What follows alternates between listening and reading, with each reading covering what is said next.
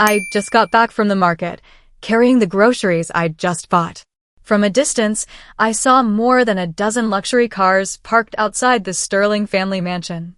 As I walked up to the Sterling family house, I could hear the noisy chatter coming from inside. It's been 3 years.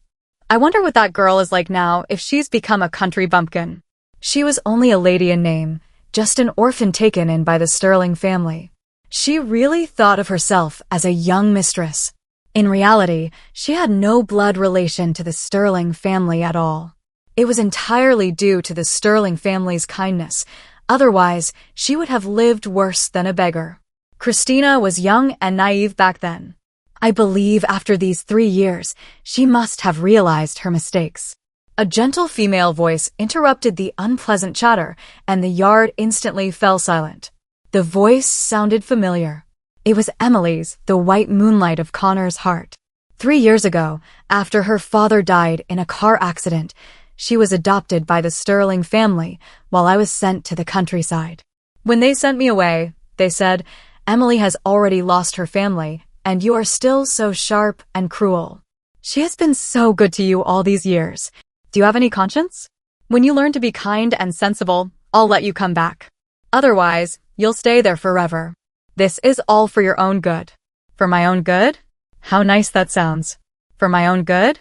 Did they need to show such biased affection for Emily and abandon me in the countryside under those circumstances? He clearly knew my emotions were on the verge of collapse then.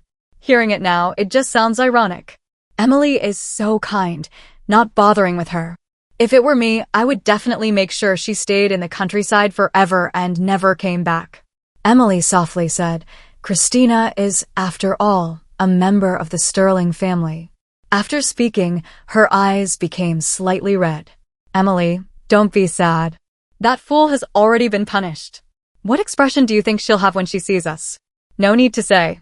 She'll definitely be crying and begging on her knees to come back with you," Connor sneered coldly. "It's been 3 years. Even a dog should have learned to be sensible by now. If she still hasn't learned, then let her stay here." A chorus of agreement rose around them. Honestly, I hope she hasn't learned her lesson. That way, I'll never have to see her again. Yeah, that brazen look of hers, it makes me sick just looking at it. "But I remember you seem to have an engagement, don't you?" a voice tinged with doubt asked. Hearing this, Emily turned to look at Connor, her eyes full of expectation. "The engagement? We'll see how she acts." Hearing this, Emily's gaze shifted away, looking somewhat disappointed. Hearing this, I couldn't help but burst out laughing, without the slightest intention of hiding it. My laughter, carried by the rising breeze, drifted into the yard, startling a group of turtles inside. The person closest to the entrance turned to look at me, their face full of surprise and confusion, and shouted loudly, "Christina." His shout attracted the attention of everyone in the yard. Is that really Christina? How is that possible? Shouldn't she have become a country bumpkin? Listening to their chatter, I understood why they were so shocked. In their imagination, after being dumped in the countryside for 3 years, I must have become a rustic, haggard country bumpkin. Instead of looking like this, wearing a well-fitting long dress paired with a light cardigan, a camera around my neck, my hair and face neatly done, even with nude nail polish, I looked nothing like a country bumpkin. Connor's gaze slowly fell on me, showing a hint of surprise. "Christina," he called out my name, his tone distant, completely unlike how he spoke to Emily in my memory. I used to be unhappy about this, crying and making a fuss, but not anymore. "Mr. Connor," I shifted the grocery bag to my other hand and greeted him politely. Hearing my words, Connor frowned slightly. "It's only been 3 years. Is there any need to be so distant? I'm your fiancé. Is this how you talk to me? It seems 3 years wasn't enough. You still haven't learned to be sensible. If this continues, I'll really have to break off the engagement." I gave him a casual glance. Where did he get the idea that I would still like him after 3 years? That year I turned 10, I became an orphan. Grandfather Arthur Sterling brought me to the Sterling family house and announced my engagement to Connor right there. From then on, I knew I would marry Connor in the future, so amidst his tenderness, I gradually allowed myself to fall in love with him. When our relationship was at its best, He told me he loved me and that he would marry me when I reached the age of marriage. Everything changed the day Emily was brought to the Sterling family house. I watched his affection for me be taken away bit by bit, saw his baseless favoritism. I cried, I made scenes, even intentionally picked fights with Emily, but without exception, all I got was blame and anger. Later, Emily's necklace went missing and Connor immediately came to me to demand an explanation. Although I didn't like Emily, I wouldn't stoop to stealing someone else's things. Besides, at that time, my cat, which I'd had for 8 years, was sick and hospitalized. That cat was a birthday gift from Connor. To take care of it, I rented a place near the vet clinic and hadn't been back to the Sterling family house for a long time. I confronted Connor confidently. Unexpectedly, her necklace was found in a piece of clothing I hadn't worn in ages. Connor hit me and broke the only memento my parents had left me. Looking at the jade bracelet shattered into several pieces on the ground, I lunged at Connor like a madwoman. In the chaos, Emily fell down the stairs. Afterward, Connor sent me to the countryside, and my kitten didn't survive that summer. Seeing that I didn't speak, Connor's expression grew impatient. Just as he was about to lose his temper, I held up the ring on my hand. "Excuse me, Mr. Connor, I'm married." Hearing this, Connor's frown deepened. Emily stepped forward and linked arms with Connor, looking at me with the expression of someone watching a child throw a tantrum. "Christina, you must be lying. I heard Connor say he cut off your bank cards, so these clothes you're wearing. You're young. Don't be tricked by those shady people." At her words, Connor finally shifted his gaze to my attire, his expression gradually turning cold, perhaps remembering that he had cut off all my financial resources. In their eyes, without the Sterling family's money, I didn't deserve to wear such nice clothes at all. His friends looked at me with mocking eyes, speaking one after another. "Christina, you aren't being kept, are you? In this backwater place, you're not being kept by one of those old men from the village who can't find a wife, are you?" Connor's face instantly turned dark, looking at me with his face full of anger. "Christina, have you no shame? If you don't care about your own reputation, don't tarnish the Sterling family's name." Seeing him like this, it was clear he thought I had degraded myself and become someone's mistress. But Connor, we've known each other for so many years. Even if you don't like me, you should at least know what kind of person I am. Do you really see me as someone who would become a mistress for money? I looked around and said coldly, "I'd like to ask you, do you have any shame? Did you come all this way just to throw a tantrum?" "I, Christina, am not like you useless people. I don't rely on men, I don't rely on the Sterling family, and I can still live very well." Connor probably didn't expect me to retort. He paused for a moment, then sneered. "Not rely on the Sterling family? With you, Christina? Don't overestimate yourself. I know what you're thinking. You're just trying to get my attention." Hearing this, I was so angry I laughed out loud. This person acts like he can't understand plain language. Get his attention? Is he worthy? I grabbed an egg from my grocery bag and threw it at him. Caught off guard, Connor's face was covered in egg yolk. "Ah!" Emily gasped at the sight. Connor closed his eyes, raised a hand to wipe the egg off his face, then raised his hand as if to strike me. I quickly stepped back, sneering coldly, "You want to hit me again?" Connor paused for a moment, took a deep breath, and said, "Christina, fine. If that's how it is, then stay here forever." With that, he strode away. The main group was gone, and the hangers-on who had come to watch the show naturally followed. Emily was the last to leave. When she reached my side, she whispered, "Christina, thank you. If it weren't for you, Connor wouldn't have seen how good I am." I didn't reply. What they cherished like a treasure was just garbage I had long discarded. If she liked picking up trash, she could go ahead. After everyone left, I carried my groceries toward the house across from the Sterling family house. Inside, the man was on a conference call. Seeing me enter, he muted his phone, smiled, and took the grocery bag from my hands. "Didn't we agree to go together after my call? Are you tired?" I shook my head and followed him into the kitchen. "I'll handle the groceries and filming footage, and you handle the cooking." "Fair enough." The man suddenly stopped, and I bumped right into him, caught off guard. He turned, leaned down, and squeezed my nose. "I heard some commotion outside just now. What happened?" Remembering what had just happened, I pouted. Connor came. He said he wanted to take me back, but I set him straight. Hearing this, the man frowned. Good. Let him know what's right and wrong. I looked at him, raising an eyebrow. That's it? He smiled slightly, then suddenly swept me up into his arms and headed towards the bedroom. I know about your past with him. I might be a little jealous, but what matters most is that you're here with me now. As he spoke, his lips drew closer and closer. His passionate kiss melted me like fire, leaving me powerless to resist and sinking into it. A month later, I saw Connor again. It was at Jessica's engagement party.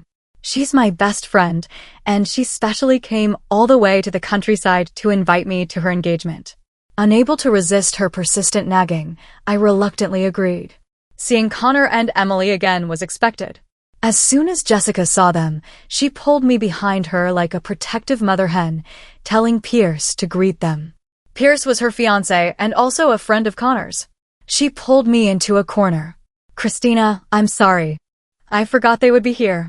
I smiled and shook my head. I was part of the Sterling family for so many years. Our circles overlap a lot. It's normal for them to be here. It's fine, I don't care anymore, I reassured her. After all, I'm married now. Jessica was startled, looking at me in disbelief. You're married? Since when?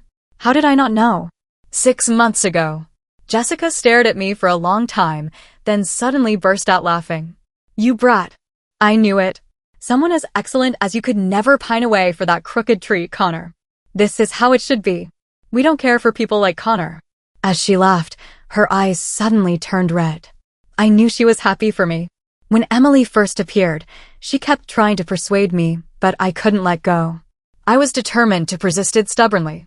Now, I've finally let go. After crying, she glared at me. Then why didn't you bring him to see me? Don't you consider me your sister? He's on a business trip, I said, smiling apologetically.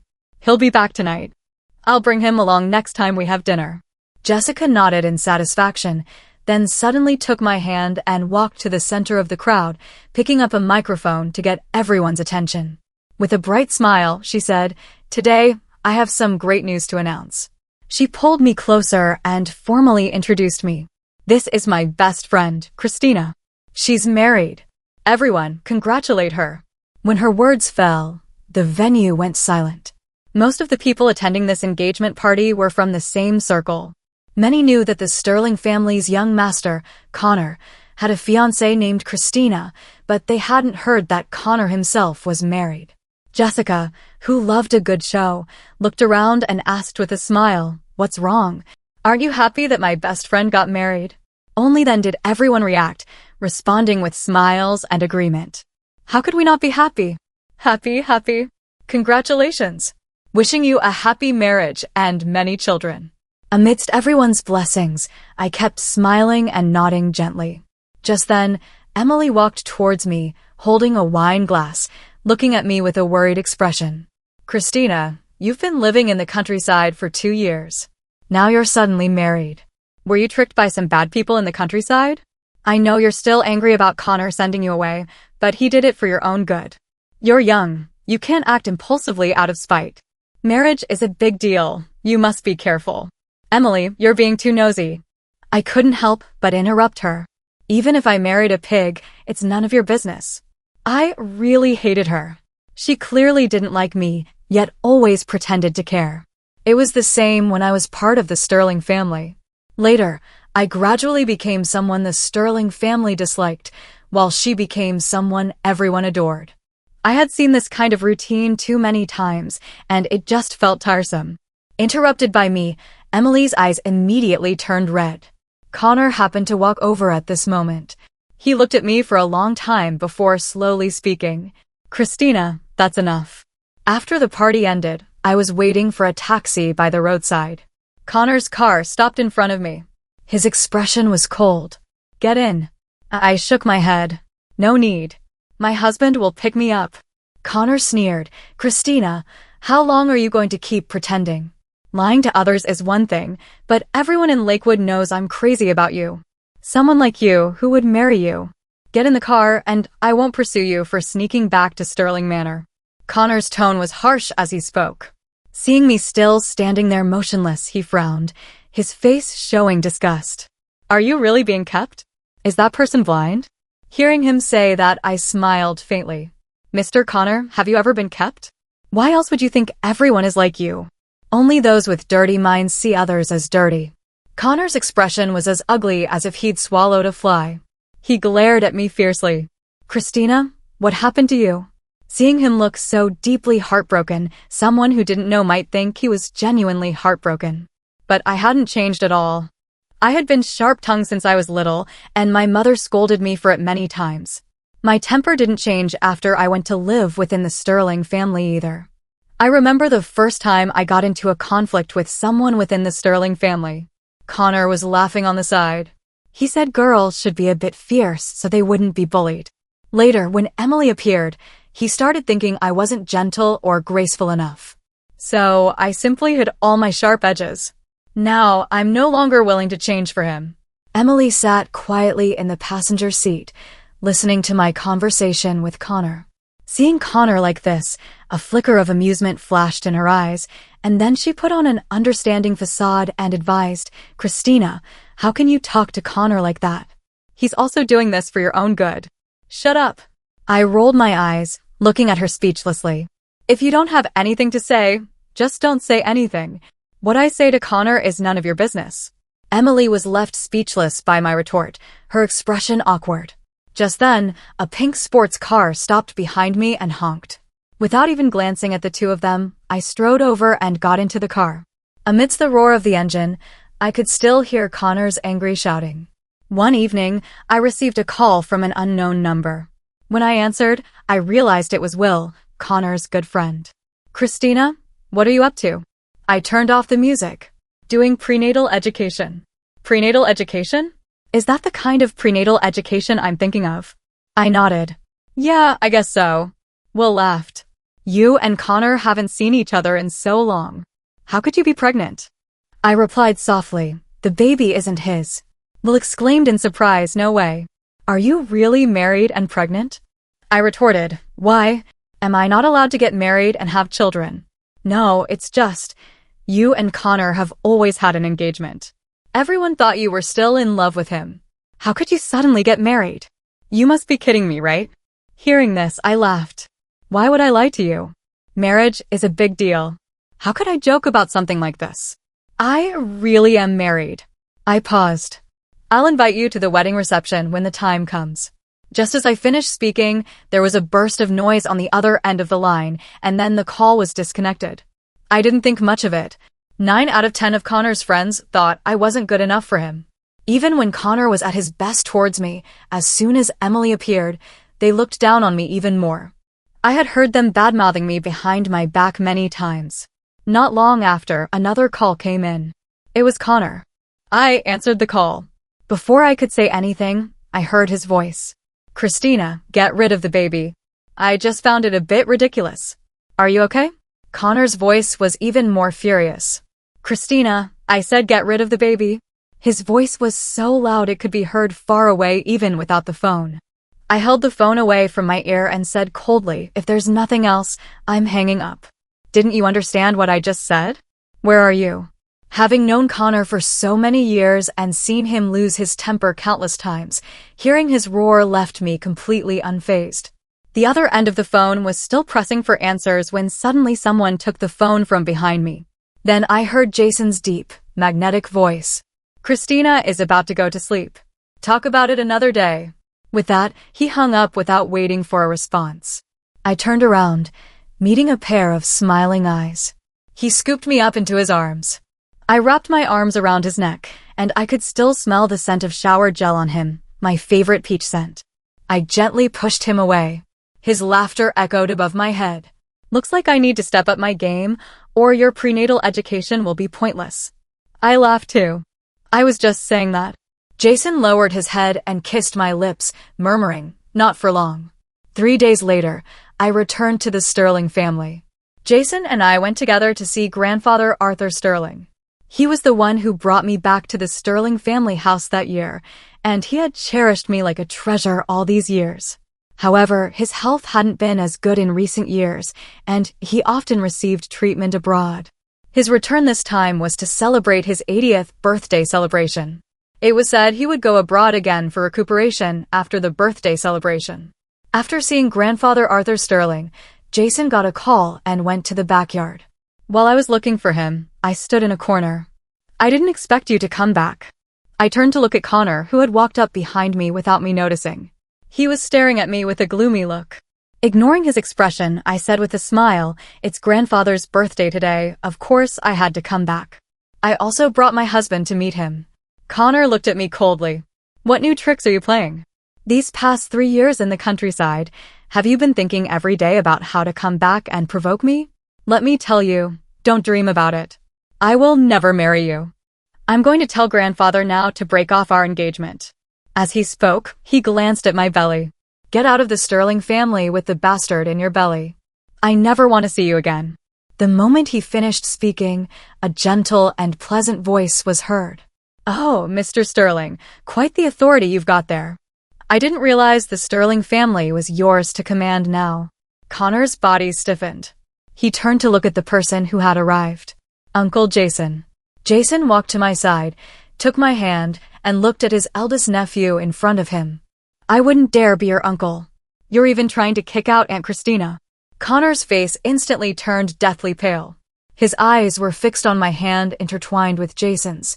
He stammered, You said she's Aunt Christina? Christina and you." Jason glanced at him indifferently, his voice colder. "She's your Aunt Christina, and you call her by her name?" Connor's face was ashen, but he quickly regained his composure. Even during the subsequent family dinner, he maintained his usual demeanor, as if what had just happened had nothing to do with him. After the birthday celebration ended, Jason went to get the car. I was waiting for him by the door. While waiting, Connor suddenly appeared and pulled me to a secluded corner. He looked at me with icy eyes, gritting his teeth. "Christina, you did this on purpose, didn't you? You and Uncle Jason teamed up to put on the show for me, right?" I looked at him. "You're overthinking it. If it were a show, I wouldn't have brought him here." After all, because of Connor's parents' divorce back then, the two families had a lot of unpleasantness. If it weren't for me, Jason wouldn't have come here himself at all. Besides, Grandfather Arthur Sterling is truly good to me. I would never lie to him, no matter what. Connor actually knew all this, but he was blinded by rage now. He sneered, "So you're doing this to get back at me, right? To get back at me for abandoning you in the countryside for Emily? Christina, I told you, as long as you were obedient, you would become my wife. Look at what you've done now." Looking at his bloodshot eyes, I suddenly remembered the day Emily first arrived at the Sterling family house. Connor swore to me that even if there were 10,000 Emilys, none could compare to me. He said I would always be his most beloved little princess. But later, he repeatedly blamed me for Emily's sake and eventually even hit me. I still remember the crisp sound of the jade bracelet falling to the ground, as if my heart shattered into countless pieces along with it. I shifted my gaze, looking at the flowers blooming brightly in the distance. "Connor, from the moment you shielded Emily behind you, you should have known that we had no future together. I, Christina, am not a magnanimous person. I can't let go of past grievances. So, what's between us is like that shattered jade bracelet. It can never be put back together. Now Jason and I are married, and you have Emily. Let's just live our own lives." A complex expression flashed across Connor's face. After a moment of silence, he said, "Christina, are you really that heartless? I truly did have feelings for you. I just felt sorry for Emily. She lost her parents." His voice trembled slightly, as if he was struggling to control his emotions. Hearing this, all I could do was sneer. Emily losing her parents is pitiful, but what about me? I lost my parents at 5, and my only remaining relative, my grandfather, died when I was 10. Was I not pitiful? How biased does someone have to be to say something like that?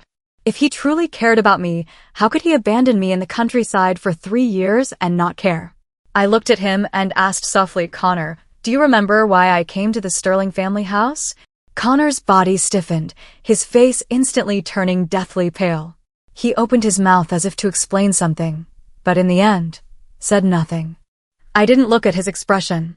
I just rolled up my sleeve, revealing the scar on my arm. You might not know, but when you first sent me to the countryside, I developed depression and attempted suicide several times. Many times, I felt like I couldn't go on, but thankfully, I got through it in the end and met someone who truly loves me. Just then, car headlights flashed in the distance. It was Jason. I said hello to him and left. He lowered his head, remaining silent. I pulled my hand from his tight grip and turned to leave. After the car had driven a distance, I received a message from Connor. Christina, you said you would only ever marry me. Yes, I did say that. When I was most in love with Connor. At that time, I thought I would definitely marry Connor in the future and that Connor would only ever love me, which is why I said that with such certainty. But now I've broken my promise. Because you were the one who turned away first, Connor. I didn't reply to the message and tossed my phone onto the back seat. Jason glanced at me and asked, was that guy Connor?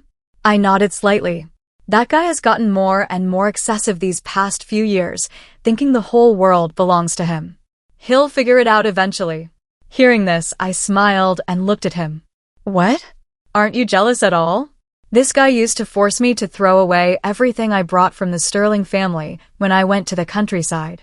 Jason didn't speak, but soon pulled the car over in a secluded spot. He bit my lip, his voice slightly fierce. What can I do? I like you. I just have to accept your past. Besides, you're my wife now. I won't let you get lost again. I smiled and kissed him back. He wouldn't lose me again, and I wouldn't lose him either. From then on, I never saw Connor again. When Jessica invited me shopping, she couldn't help but complain to me. Connor is absolutely crazy, not right in the head. Pierce told me that on the night of my engagement, he suddenly smashed up a bar without any warning. If you didn't know what was going on, you'd think he had a crush on me. As she said this, she couldn't help but burst out laughing. After laughing, she continued, but it's been a long time since I've seen Connor too. Emily was asking Pierce the other day if he'd seen him. Where do you think that guy could have gone? My fingers traced along a rack of clothes. Who knows? That night, I was stopped at my doorstep. Connor, reeking of alcohol, blocked my way. Christina, I had a nightmare yesterday. I dreamt you married Uncle Jason. Tell me, none of this is real, right? You said you would marry me. You said you would only ever marry me. How could you marry someone else? I looked at him and took out my phone to call Jason. The moment it connected, he suddenly snatched the phone and smashed it on the ground. His eyes were red. Christina, say it. Say you only love me. Say you would only ever marry me. Say it. You and Jason are liars. None of this is real, right? He slowly knelt before me, his tone as humble as if he were pleading. This was a side of Connor I had never seen. He seemed to truly love me. If this were before, I would definitely have hugged him, my heart aching, and cried as I forgave him. But now everything had changed, and I was no longer the person I used to be. I looked down at him from above, my tone indifferent. Connor, if you want to play the role of the devoted leading man, please find Emily. I don't need it. He lowered his head. I couldn't see his expression. After a long time, he spoke slowly. Christina, I know I was wrong. I went to the countryside these past few days and saw the traces of your life there over the last 3 years. I also met with your former therapist. I know I was wrong. If it's possible, can you give me a chance to make amends for the pain I caused you all these years? I can take you somewhere no one knows us, just the two of us. I'll make you the happiest woman in the world, okay, Christina? No, I said. It's over between us. Like my jade bracelet, it's long been shattered. With that, I stepped over him, preparing to leave. He grabbed my hand and didn't say anything, but I could feel his hand trembling slightly. But I ignored it, just smiling as I watched the man walking slowly towards me. Jason approached with a serious expression. He first pried open the hand gripping my arm, then began punching the man on the ground repeatedly until he was bruised and bloody. Only then did he stop. Connor, for the sake of you being my nephew, I'll let you off this time. But don't let me see you again, and don't bother my wife anymore. Otherwise, don't blame me for being impolite. After speaking, he wiped his hands, came over, took my hand, and led me home. Connor lay on the ground like a rag doll, motionless. After that day, Jason clung to me for a long time, and Connor never came looking for me again. I saw him again at a seminar. He looked very haggard. Emily was beside him. I politely nodded to them and found a seat on my own.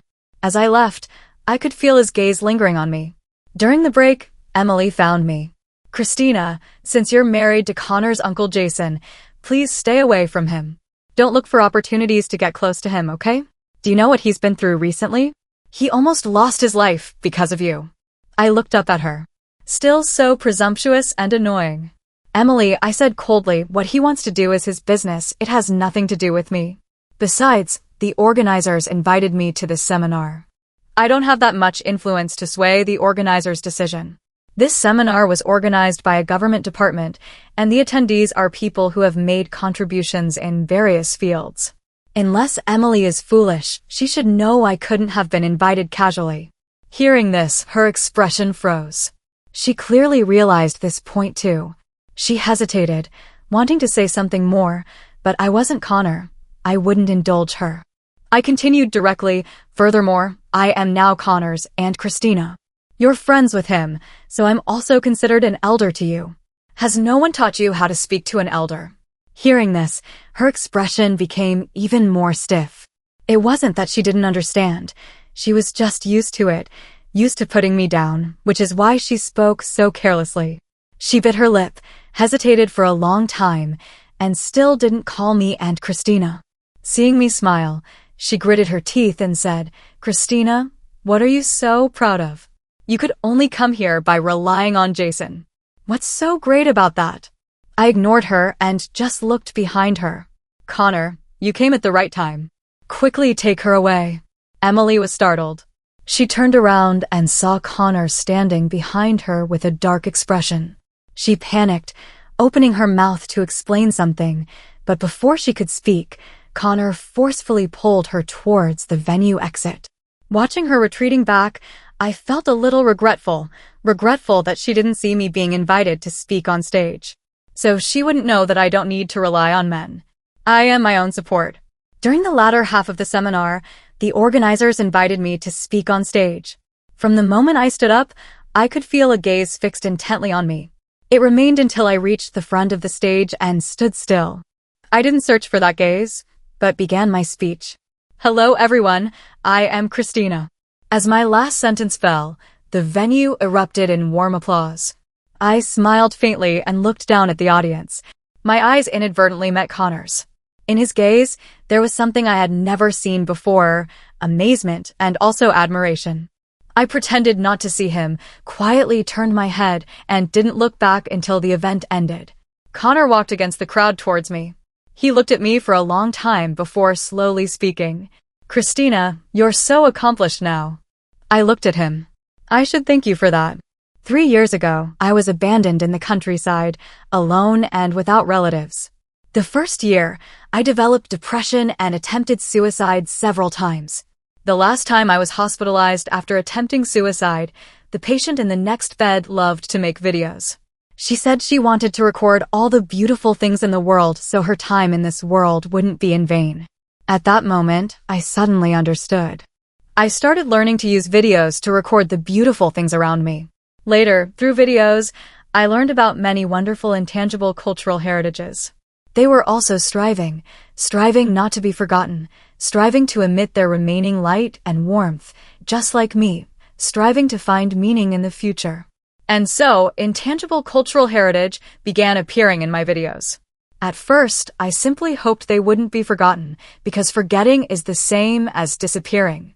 Unexpectedly, after the videos were released, they attracted a lot of attention, and I became a well-known video blogger. A year later, I met Jason. He was sick at the time and had returned to the countryside to recuperate. I was still living at the Sterling family mansion then, filming daily footage. One day, it snowed heavily. While filming, he suddenly appeared in my lens. When he noticed I was filming him, he didn't hide. Instead, he smiled at the camera. He said, "You must be the video blogger called Evening Breeze, right? I'm Jason. I've always wanted to meet you." Later, he traveled widely with me, experiencing many breathtaking, intangible cultural heritages. In an episode about making phoenix coronets, he proposed to me. Thinking back on the past, I smiled faintly.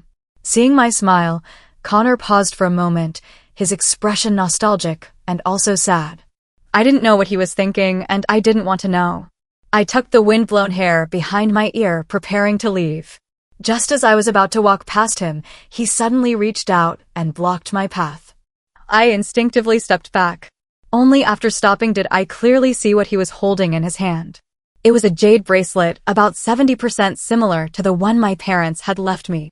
He said, "This jade bracelet is my compensation to you. Look, doesn't it look a lot like yours?"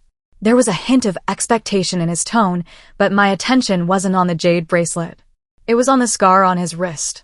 That scar looked a lot like mine. He noticed my gaze and smiled faintly.